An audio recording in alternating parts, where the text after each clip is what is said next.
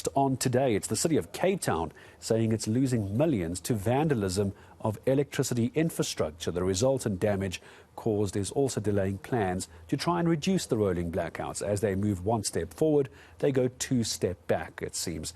Now, over 350 electricity infrastructure vandalism acts have been recorded across the city during the first quarter of this year, so Q1 of this year. Now, the city of Cape Town launching its energy safety team. So what exactly does that mean? How exactly does that work? Here's reporter Ayesha Ismail joining me this afternoon. Hello to you, Ayesha. So the city of Cape Town certainly are very open, very present, very vocal about trying to reduce the stages of load shedding. Now, a safety team in place. Where did the idea come from? What's the aim with this? How's it going to work? So, of course, as you said in the intro, the city of Cape Town is losing millions due to infrastructure theft, vandalism and destruction. In fact, the city is spending about, or rather more than 6 million rand to deal with the infrastructure and theft, destruction. So what they've done is they've decided to set up this unit that will specifically deal with protecting the city's electricity infrastructure. They have now got this unit that will accompany maintenance staff to areas in hotspots, because often what happens, Gareth, is that when there is an outage due to cable theft, due to destruction, the locals then either they steal from the city staffers or they attack them.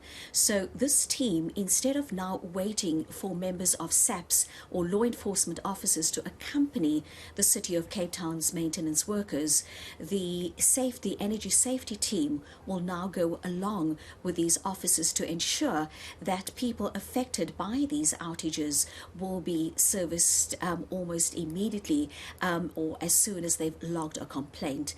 This is what the Safety's Mako member for energy had to say about the launch of this energy safety unit. We've had an increase of vandalism over the last quarter to the amount of approximately 6.5 million rand, which is a huge amount. And so we are very pleased to have these officers here that will assist and keep our infrastructure safe, try to protect the infrastructure, because ultimately, we need to provide services and secure electricity to our residents. Yeah, Ayesha, and securing the electricity to residents, one of the biggest issues the country's dealing with, and by the sounds of it, what this team is going to deal with, this energy safety team, is the biggest issue of vandalism, isn't it? That is indeed so, because, as you said, the city of Cape Town's moving ahead to try and protect its citizens from the highest stages of load shedding. So much so that last month the mayor launched the city's biggest energy tender, 500 megawatts of dispatchable energy. And the aim here is to protect city of Cape Town residents within the next 3 years of at least 4 stages of load shedding. But on the one hand, while they're trying to move forward with that, they're being held back by vandalism and theft of infrastructure. But this is what JP Smith, the Mako member for safety and security, had to say about this unit and why they have set up this unit. We have metal prices, scrap metal prices soaring. That is causing organised crime syndicates to enter the space increasingly. So the vandalism and theft is becoming a major issue, metal theft. We have organised crime syndicates who are preying on contractors and council work crews, trying to push them for protection money, even leading, as we saw in Samora Michelle, with solid waste to a staff member being killed. And we have major problems around illegal electrical connections. So for a variety of reasons, it is becoming challenging for the staff to work without police escorts in some cases, and also to protect our infrastructure.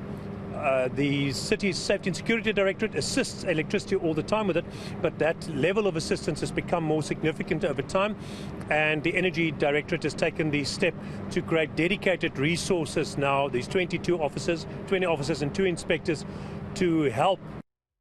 And of course, Ayesha Ismail and our team in Cape Town keep a very close eye on that energy security team as well, the energy safety team down in Cape Town. All right.